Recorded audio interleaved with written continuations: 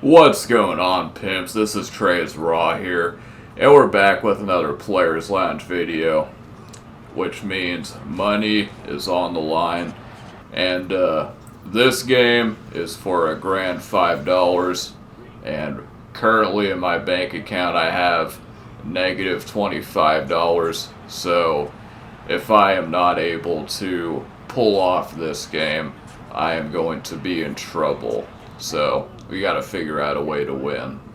But in all seriousness, this gameplay, not really all that exciting.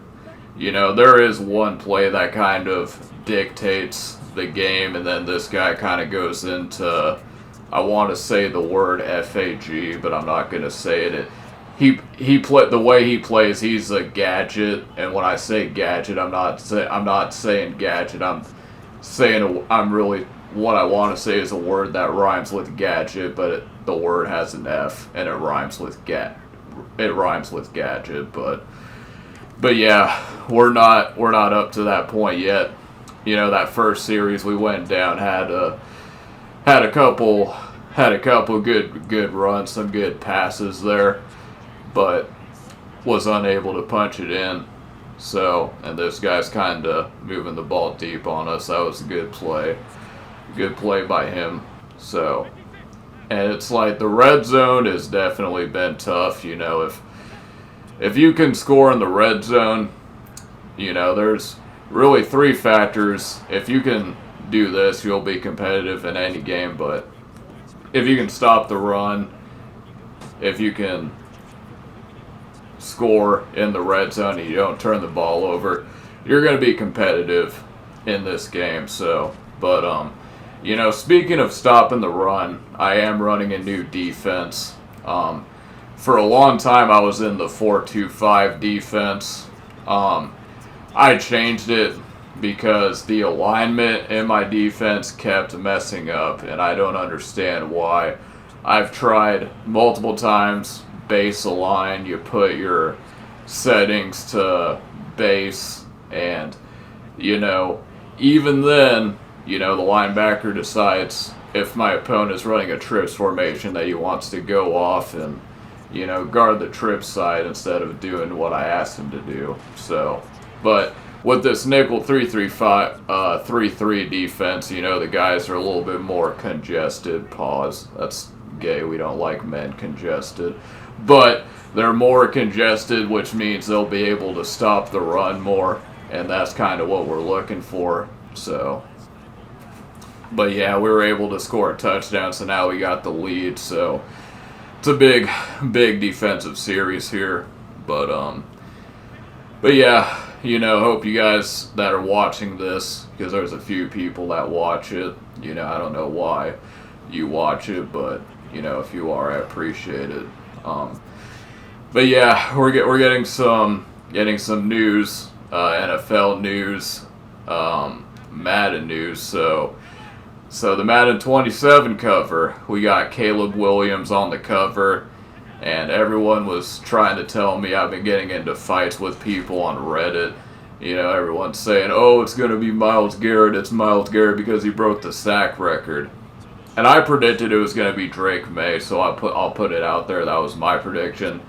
But what I was saying is that it's not going to be Myles Garrett. I could see Caleb Williams being on the cover. I could see, some people were saying that it was going to be JSN that was going to be on the cover, and I could have seen that too. But I just knew that it was not going to be Myles Garrett.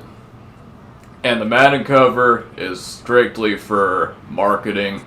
They want to attract the casual fans, and because Myles Garrett is on the shitty-ass Browns, even though he broke the sack record, no one gives a fuck about the Cleveland Browns because they're a shitty organization. If he was on the Rams like he is now, I would have been like, yeah, maybe he has a shot at it. But defensive players, you'd have to go all the way back to Madden 15. Madden 15 is the last time that a defensive player was on the cover, and that was Richard Sherman. And Richard Sherman, marketable guy, good personality. he was young, and he was playing with the Legion of Boom, which is quite possibly the best defensive unit we've seen in the NFL, in the 2010s. Like, Jacksonville kind of had a run in 2017 when they were pretty good, but if we're talking 2010s defense, the Legion of Boom took the league by storm. So it makes sense from a marketing standpoint why you would put Richard Sherman, who was kind of the leader. Well, there was a lot of guys on that Legion of Boom, but he was definitely one of them. So I was 100% correct. I kind of wish it was Drake May because I'd be even more correct. But I was still correct nonetheless because I even said back then, I'm not sure if it's going to be Drake May, but I just know that it is not going to be Myles Garrett, so I was correct. But this is the play that I was talking about. It's 4th down and 5. We need to get a stop here, and we're going to watch this clip again. We have Josh Allen versus Micah Parsons on the end there, who is going to take the win.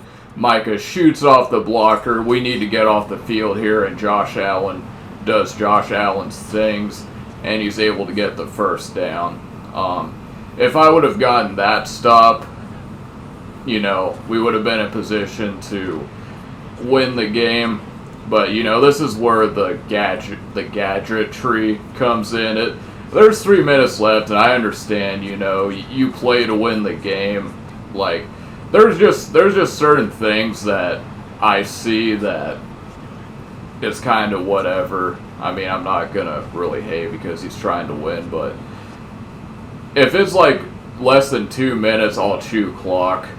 But even if I know that I'm not going to be able to stop my opponent, maybe it's just an ego thing, but my ego, if there's like 3 minutes left, and there's still time left, and I have an opportunity to score, I'm going to score. Like, I'm not just going to be like, oh, well, I haven't stopped this dude all day, so 3 minutes left, I'm just going to milk the entire rest of the clock and play. It's just my ego doesn't let me do that.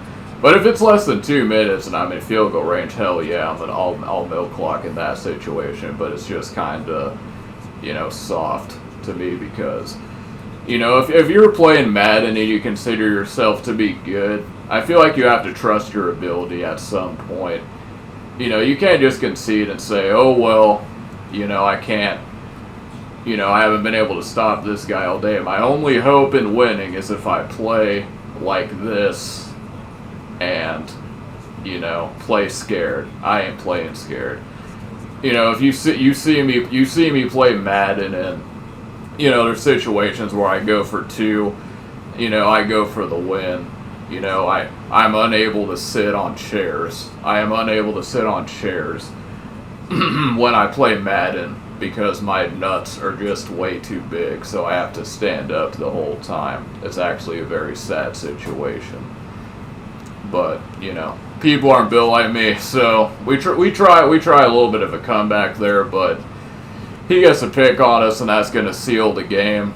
But honestly, that game came down to Micah Parsons, and it's like, I didn't even really know that this guy was going to chew clock because he wasn't doing it in the first half. Most people, when they play like that, they're showing it off a lot earlier than that.